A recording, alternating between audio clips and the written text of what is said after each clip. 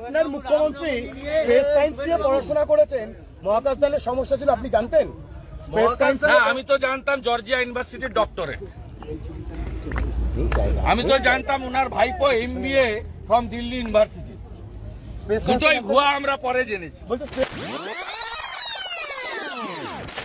উনি এখন ভিতরে সুনিতা উইলিয়ামকে সুনিতা চাওলা বললেন। আমরা বলতে স্পেস সায়েন্স নিয়ে পড়াশোনা করেছি।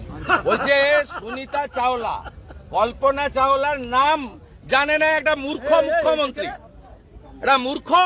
এর আগে বলেছিল রাকেশ রোশন চাঁদে গেছিল, ইন্দিরা গান্ধী চাঁদে গেছিল, এক্ষুনি বলেছে বিধানসভায় সুনিতা চাওলা।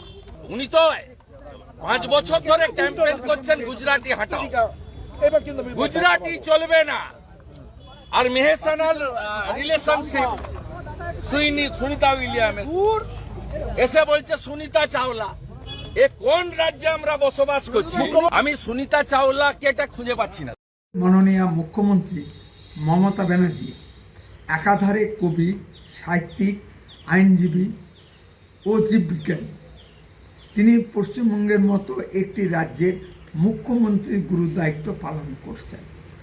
শুনেছিলাম তিনি নাকি PhD অর্থাৎ ডক্টরেট ডিগ্রিধারী।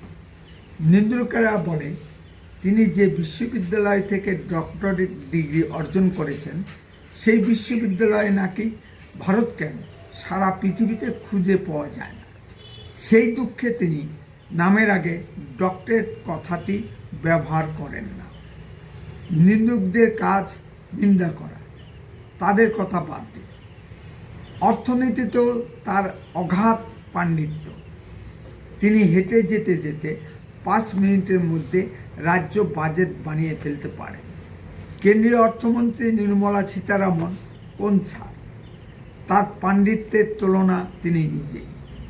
তিনি গুজরাটি নরেন্দ্র মোদী ও অমিত শাহদের দেখতে পারেন না, কিন্তু গুজরাটের প্রবাসী নাগরিক সুনিতা উইলিয়ামসকে ভারতরত্ন দেওয়ার দাবি তুলেছেন।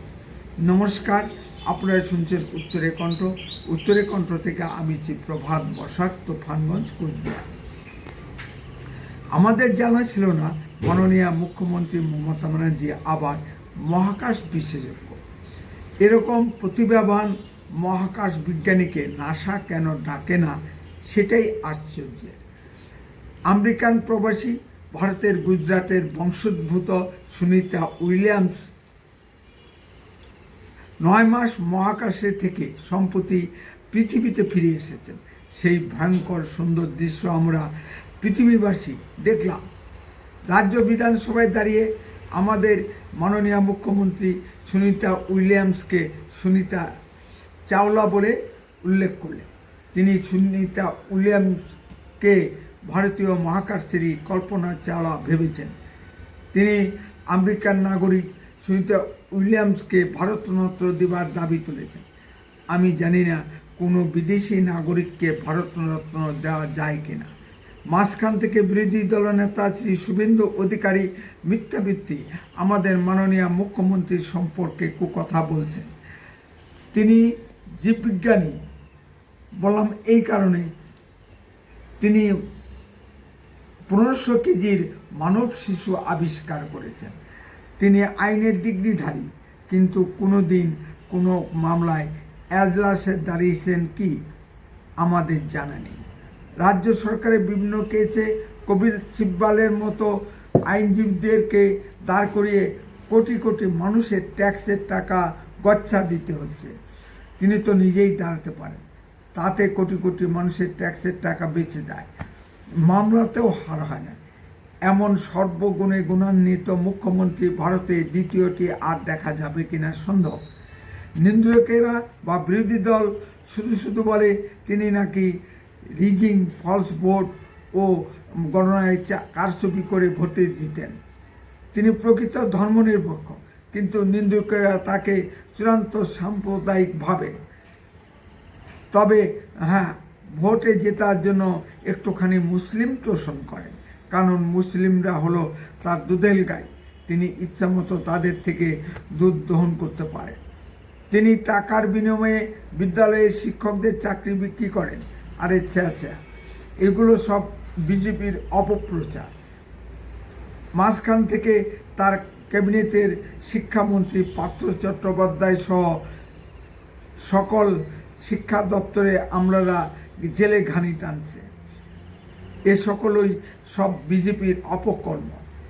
পশ্চিমবঙ্গের সকল মহিলাদেরকে তিনি লক্ষ্মীর ভাণ্ডার দিচ্ছেন। বিজেপিরা অপপ্রচার করে যে বিজেপি পরিচালিত রাজ্যগুলোতে মাসে 3,000 টাকা করে মহিলা সম্মান ভাতা দেওয়া হয়। এগুলো সবই অপপ্রচার, আপনারা বিশ্বাস করবেন না। উত্তরের কণ্ঠ সর্বদাই বাস্তব ও সত্য কথা বলে। আরও এই ধরনের ভিডিও পেতে দয়া করে এখনই চ্যানেলটিকে সাবস্ক্রাইব করুন। আপনার মূল্যবান মতামত কমেন্টে লিখুন। যদি ভিডিওটি ভালো লেগে থাকে তাহলে অন্ততপক্ষে 10 জনের মধ্যে ভিডিওটি শেয়ার করুন।